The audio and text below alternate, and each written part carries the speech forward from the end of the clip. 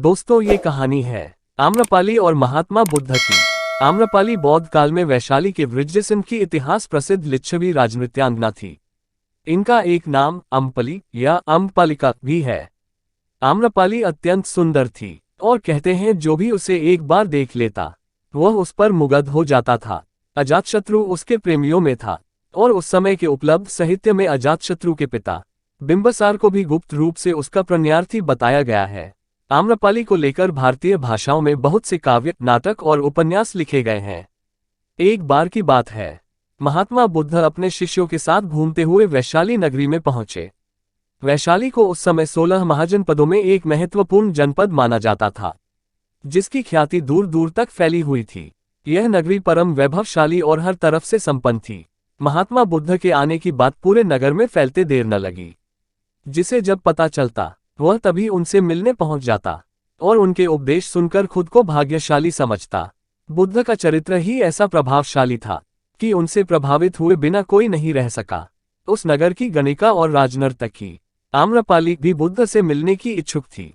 वह खुद महात्मा बुद्ध के पास चलकर आई और उन्हें अपने घर भोजन के लिए आमंत्रित किया। उसने इतने सरल और प्रेम भाव से बुद्ध से विनती की कि बुद्ध मना नहीं कर सके।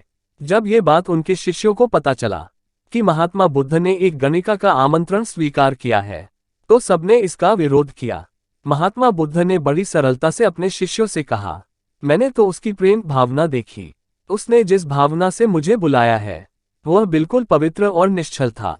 वह आज मुझसे मिलने एक गणिका बनकर नहीं, बल्कि एक भक्ति भाव से आई थी।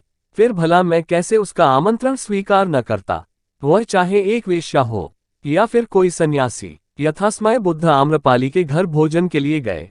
वह पहले से ही भोजन की सारी व्यवस्था करके भगवान बुद्ध के आने की राह देख रही थी। मन में यह विचार भी आ रहा था कि कहीं बुद्ध अपनी बात से मुकर न जाए। इतने बड़े सन्यासी भला क्यों एक वेश्या के बुलाने पर उसके घर आकर भोजन करेंगे। परंतु जैसे ही आम्रपाली ने बुद्ध को अपने घर आते देखा, उसकी प्रसन्नता का ठिकाना न रहा। वह दौड़कर दरवाजे पर गई और उनका स्वागत किया, खुद अपने हाथों से भोजन परोसा और उनकी आवभगत की। महात्मा बुद्ध के शिष्यों ने जो उनके साथ आए थे, जब एक वेश्या को, जिसके कदमों में खुद सम्राट बिंबिसार से लेकर अजातशत्रु थे, पूरी वैशाली जिसके एक झलक पाने के लिए तरसती थी, उसे एक सन्यासी के लिए ऐसा व्यवहार करते देख बुद्ध के शिष्यों के मन में अपने गुरु के लिए सम्मान और ज्यादा बढ़ गया। आम्रपाली ने महात्मा बुद्ध के व्यक्तित्व के बारे में जैसा सुना था, उनसे मिलने के बाद वह उससे ज्यादा प्रभावित हुई और उसी समय वह बुद्ध की शरण में चली गई।